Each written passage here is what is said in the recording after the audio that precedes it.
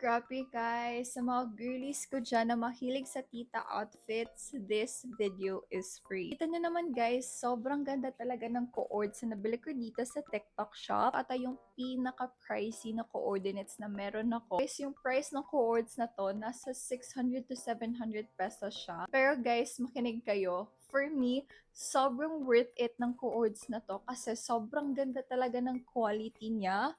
Kita nyo naman guys, sobrang simple niya lang, but at the same time, sobrang classy and elegant tingnan. And the reason guys kung bakit binili ko tong coordinates na to is alam ko talagang pwede ko siyang gamitin sa kahit anong occasion. Pwede siya sa family gathering kasi 'di ba kita nyo yan, hindi talaga siya sexy tingnan. Pwede siya sa mga conservative girlies ko dyan.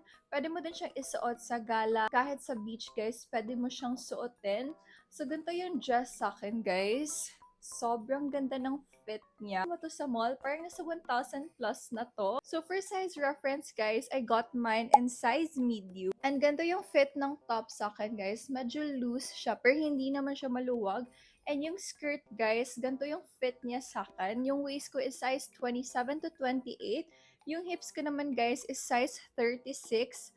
May konting allowance pa yung skirt sa akin. Pero since garterized nga siya, hindi siya halata. Ang napansin ko dito guys, sakto lang talaga siya for my height. I am 5'6 tall. And kita na naman guys, below the knee siya sa akin. Sobrang ganda talaga ng quality ng coords na to guys. As in, mamahalin talaga siya. Meron na siyang kasamang lining dito sa loob. Kita na yan.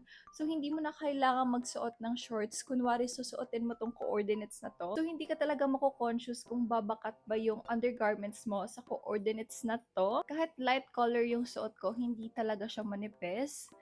'Di ba? Sobrang worth it talaga ng money ko dito sa coords na to. So if gusto mo din to, make sure to check this out on my Yellow Basket.